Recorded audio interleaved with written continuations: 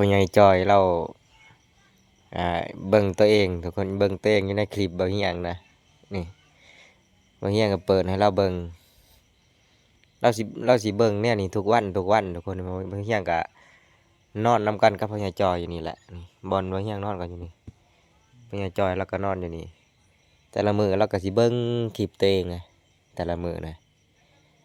อืมเอารถไถขึ้นภูทุกคนเลยนี่อืม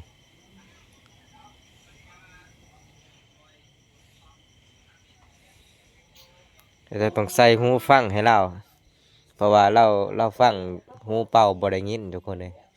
ต้องใส่หูฟังให้เราต่างหากให้เราฟังให้เราเบิ่ง